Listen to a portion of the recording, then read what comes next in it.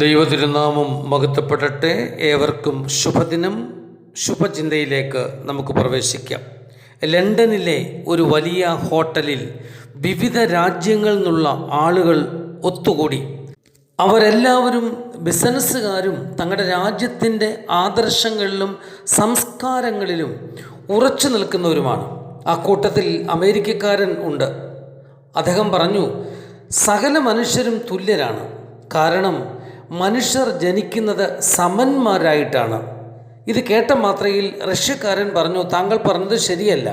ചിലർ ജനിക്കുന്നത് കോടീശ്വരനായിട്ടാണ്, എന്നാൽ മറ്റു ചിലർ ജനിക്കുന്നതോ പട്ടിണിയിലും. പിന്നെ എങ്ങനെ നിങ്ങൾ പറയുന്ന സമത്വം ഫലവത്തായിത്തീരും? റഷ്യക്കാരൻ കൂട്ടിച്ചേർത്തു, മുതലാളിത്തം വെച്ചു പുലർത്തുന്ന രാജ്യക്കാർക്ക് മനുഷ്യർ സമരാണെന്ന് പറയുവാൻ എങ്ങനെ കഴിയും? എന്നാൽ ഇംഗ്ലീഷുകാരൻ പറഞ്ഞു, മനുഷ്യരെല്ലാം സ്വർഗീയപിതാവിൻ്റെ മക്കൾ എന്ന നിലയിൽ സമന്മാരാണ്. ഈ പ്രസ്താവന കേട്ട മാത്രയിൽ ചൈനക്കാരൻ ചോദിച്ചു, നിങ്ങൾ പറഞ്ഞ ആ പ്രസ്താവന സത്യമാണെന്ന് തെളിയിക്കാമോ? ചൈനക്കാരൻ്റെ വെല്ലുവിളി ഏറ്റെടുത്ത ഇംഗ്ലീഷുകാരൻ തൻ്റെ പോക്കറ്റിൽ കൈയിട്ട് ഒരു പിടി നാണയങ്ങൾ എടുത്ത് അത് മേശപ്പുറത്ത് വെച്ചു. അവ നിരത്തിയിട്ടു. എന്നിട്ട് അയാൾ പറഞ്ഞു, നിങ്ങൾ സൂക്ഷിച്ചു നോക്കുക. ഈ നാണയങ്ങളിൽ ചിലത് പഴയതാണ്, ചിലത് ഏറ്റവും പുതിയതാണ്. ചിലത് തേഞ്ഞതും പൊടി പിടിച്ചതും, ചിലത് ചെളിയും അഴുക്കും വിയർപ്പും പിടിച്ച് ശോഭ കുറഞ്ഞിരിക്കുന്നു. എന്നാൽ നിങ്ങൾ ഓർക്കണം, ഇവയ്ക്കെല്ലാം ഒരേ മൂല്യമാണ്. ഇവയുടെ മുദ്ര ഒന്നാണ്.